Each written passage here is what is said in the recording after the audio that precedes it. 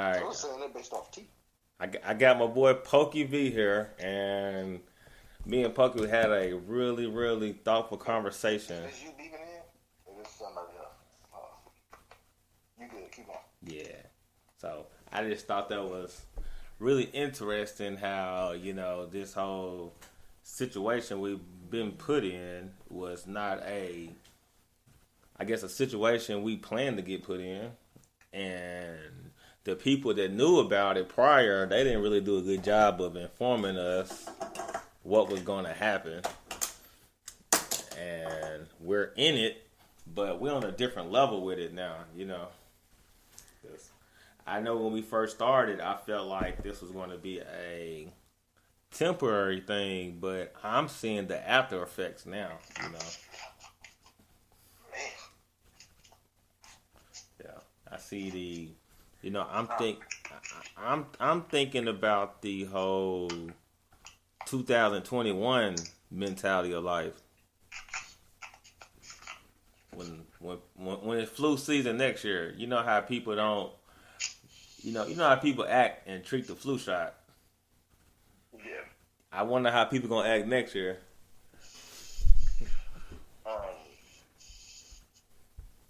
I think the whole flu shot thing, and even with this, right? I think it just in America. Let me be clear. Just in America, I can't speak for the whole world. I think Americans have this invincibility issue. It's very hard to accept that bad things can happen to us. You know what I'm saying? Like, prime example, one of the reasons why we were so, it was so easy for us to get this bad, right, was because we just didn't believe that this thing was real. And even if it was real, we all felt like we were exempt from it. You had kids still doing what? Spring breaking and not caring. Fact. You know what I'm saying? Like, what's his name? Casanova up in New York. Even his video went viral. Mm-hmm. He was like, talking about testing positive when everybody was outside not caring. And I'm like, that was the point. Like, everybody's willing to challenge something that they don't understand. Yeah. Because they feel like they're untouchable. Mm-hmm. And it's very difficult when, like, I was telling somebody the other day, I was like, I'll admit that I believe that I didn't take it as serious as I should have. Even me, and that's something I'm normally ahead of. But I think in these circumstances, I was like, my piece of humble pie came from a friend of mine. Her stepfather caught this shit. Yeah. And it happened early enough to where I could be like, oh, okay, this is real. Okay. And I wasn't dismissive of it. Like, I took it serious. I knew, I was aware of what it was. It was just, I had no idea that what it was would create this much impact to society. Yeah. I wasn't expecting a world shutdown. I wasn't expecting curfews and all of that, But even so, like, I knew, the power of it, but again, it didn't really hit home until you see somebody going through it. Like, if somebody close enough, you're like, oh, okay, I get it. This is real. And then then you get the first-hand accounts of this company not having the medication, or they're not responding to customers begging for, like, all of this stuff comes into play then. Now you get to really see how bad the healthcare system is. You get to see how crazy society, especially American society, how crazy we can get when we fall into a pit of despair of some sort. Like, cats really can't find toilet tissue. Like, that's crazy. Yeah. Like, you know what I'm saying? And, me, my mind's going to always wonder. I'm one of the people that kind of can find a joke in anything. And the vitamin shelf is still good. Like, you don't have problem getting fruit, but you have issues with, toilet tissue.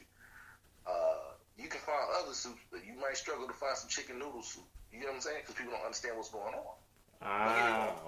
Let me be clear. Soup helps. Soup does help. But again, just going back to the whole, toilet tissue thing, and like people really go out and get crazy. And, you like I say, you see the videos. People don't know what to do. People don't know how to respond to any of it. Yeah. But we definitely live in a society where it's attention seeking, Not we don't live in a problem solving. We live in attention seeking. So it's more about I'm going to talk about what's going to get me attention. I'm not going to talk about solving the problem that I'm striving to get attention from. Yeah.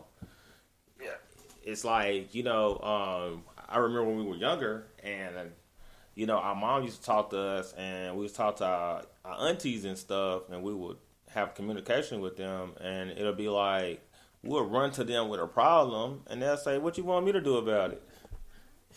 And that's what I feel like. My thought process is more about I see a problem, I hear a problem, I'm like, okay, I got a solution. I don't have a solution.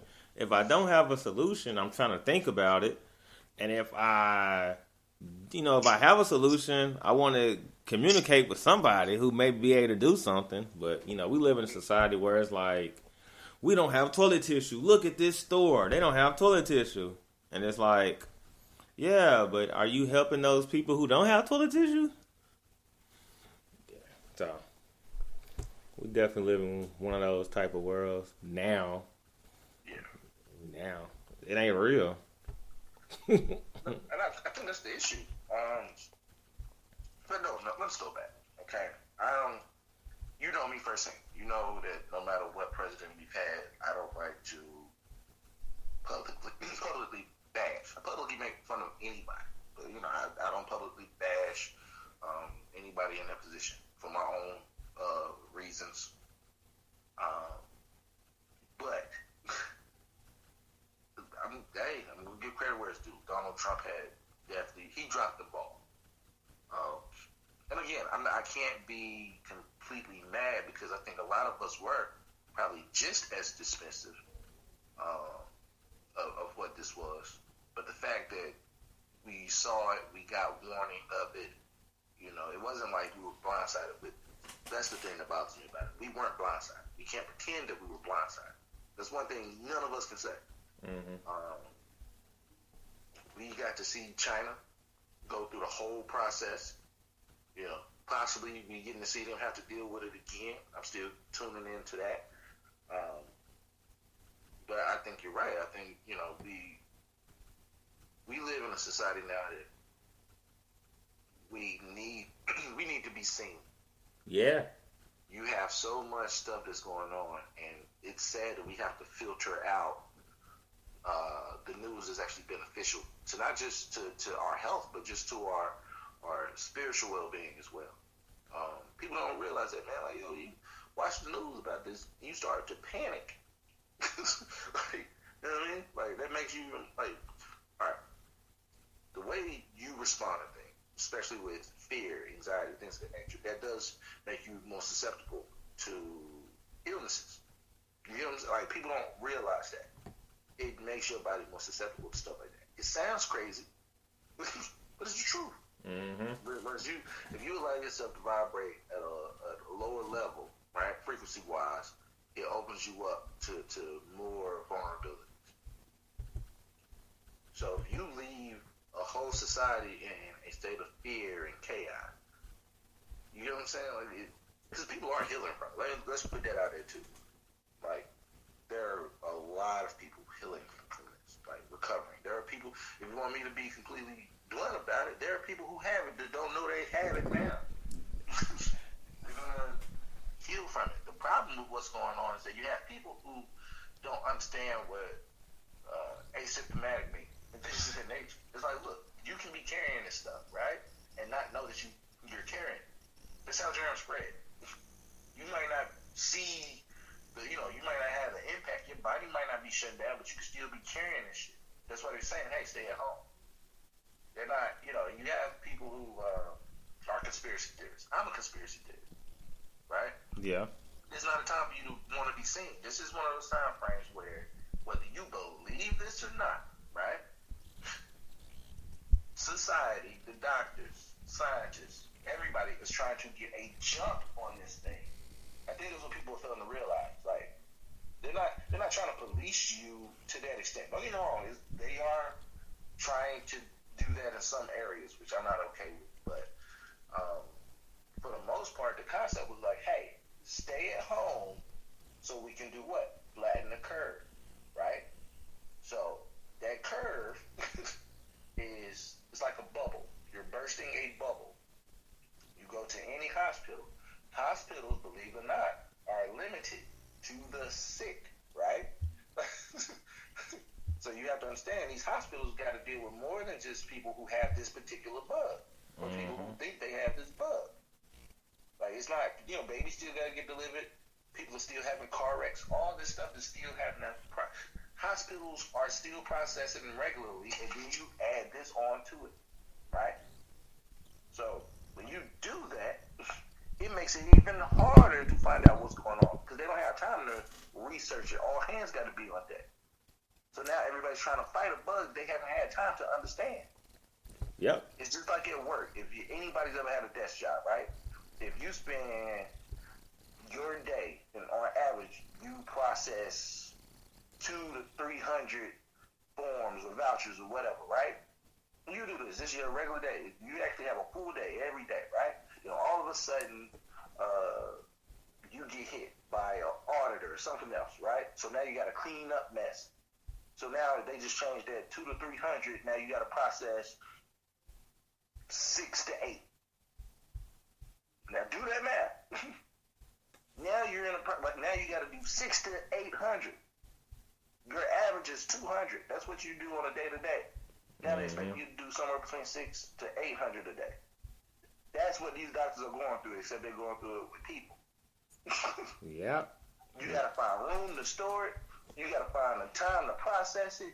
Now you have to dictate what can hold off and what can't, because you know that those aren't the only things you have to do within that time frame. People don't get that because nobody feels like it's going to be them. But so that it is you want them to be able to do their job. Yeah. Let's be real, man. Like, we're not as vulnerable. Me and you, at our age, we're not as vulnerable. Like, we're pretty healthy.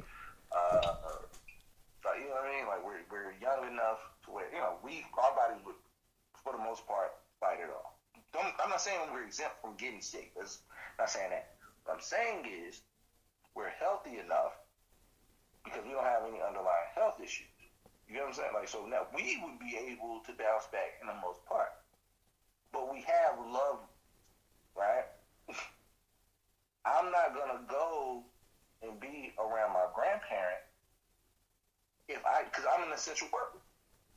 Yeah. You catch what I'm saying? So that means I'm always open to this shit. It's bad enough I come home, I have my family here, so it's like, well, okay, how do I process? So boom, everybody's still asleep. I come in, I might sit down for a moment, but where I sit down is not an area where, they frequent. Yeah. So I'll sit down, and then I'll go jump in the shower before I interact with anybody, right? Mm-hmm. But then still, throughout the day, we have to spray everything down. Yeah. And that's because I'm out in the world. Like, it's not, and I'm only going to work. It's not even, I'm not out here hanging out in public. I'm going to work. Yeah.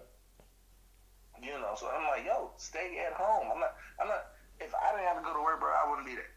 And I still have my days where I'm considering quitting because of the circumstances.